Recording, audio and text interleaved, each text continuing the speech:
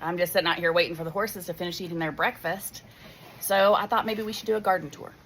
So the orientation will start up here at the barn. This is that on the ground bed where these are just the salvia and the native chrysanthemum that has come back and lives all year. It's pretty cool with the golden zucchini. It's done great planted in here.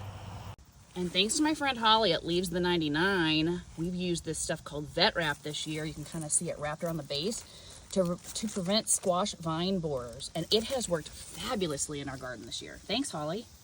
And if we swing around from this bed, you can see that mint bucket there on the end. And this is the pepper and the tomato bed. Look at those cherry tomatoes. Now, if you remember early on in the season, we had that bad bag of seed starting mix, and our seed starts were not great.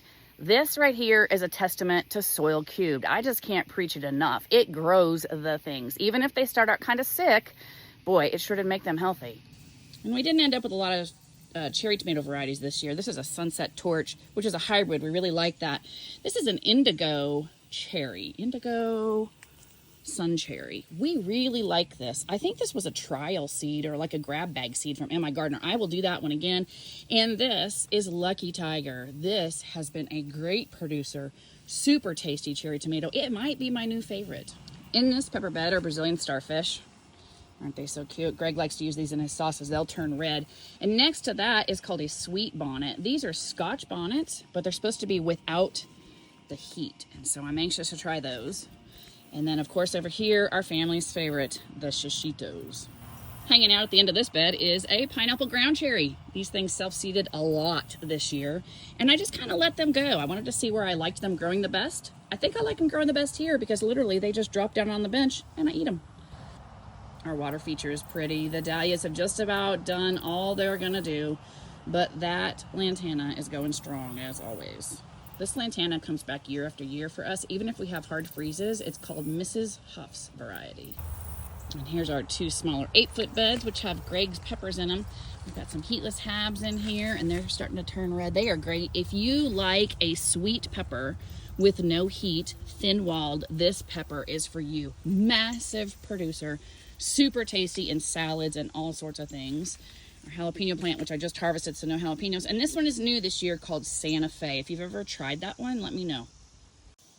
Thought I'd pan out and give you just a frame of reference. We just reviewed this bed here. Here's our arch trellis that has lemon cucumbers and the South Anna butternut squashes on it.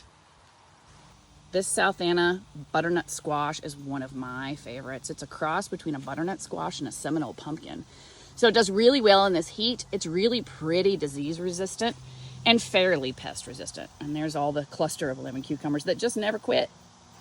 And another one of Greg's pepper bed. Now we're getting to the super hots like the Scotch bonnets, the ghost peppers. It's also watering day, so they're looking a little droopy, but they're gonna perk up as soon as the water hits them over here in this zone. And for those of you not familiar with the gardens, I just thought I'd give you another frame of reference. This right here is the bed and the archway we just looked at. Had another volunteer this year. Some sort of noodle bean. I just thought I'd let it grow and do its thing.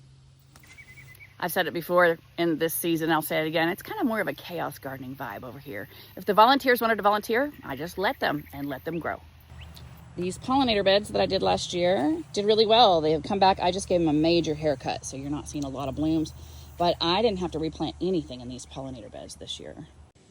And the beds you see right here, these were those gorgeous strawberry beds. They used to produce the massive strawberries, you know, until the deer found them. So I just gave up and planted flowers in them instead. And on this archway is one of my favorites, the cucamelon.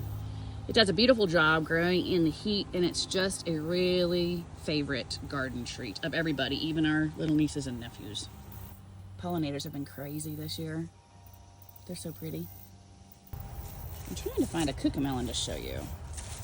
The kids were just over the other day, so they must have picked them all. Here's a little tiny baby one, but they look like a little watermelon. Itty bitty, about the size of the top of your pinky. They're delicious. It's like a cucumber and a lime crossed.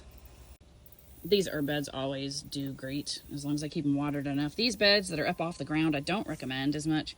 It's really hard to keep a consistent moisture in them. So zooming out for a frame of reference again, we were just at the cucamelon arch. We're gonna come over, here's the herb beds. And then I have these two beds here that I've really kind of just let rest for the season. There's mainly just flowers in them.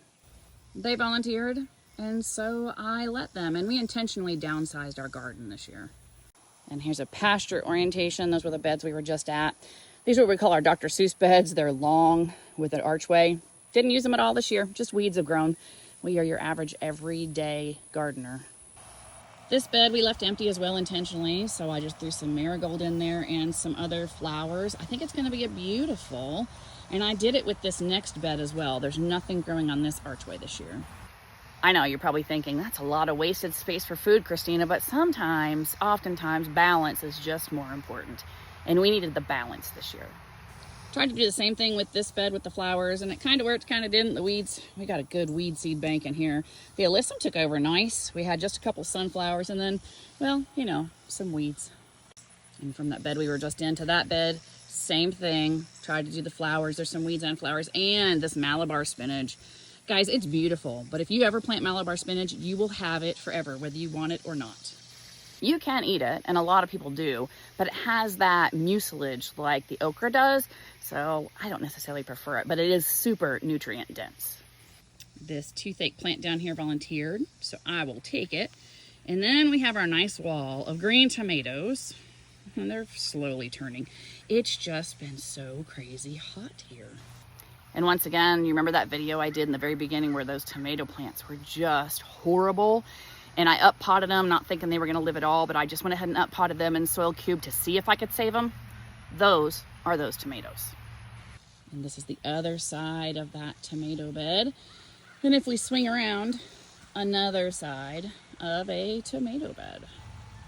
And look what I just spotted. It's time to spray again. He has the audacity. He's literally nibbling a hole right now in front of me.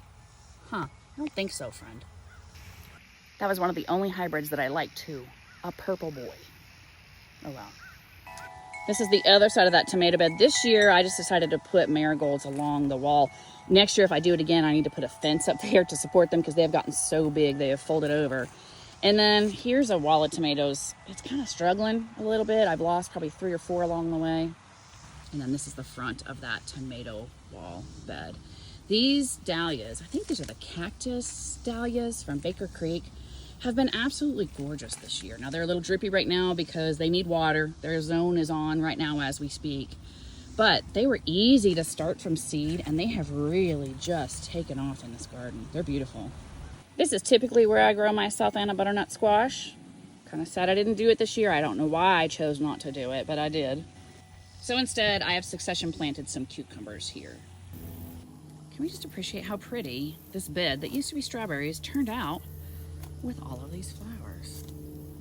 Looks like the horses are done eating breakfast and ready to go outside, so that will conclude this garden tour. Happy gardening!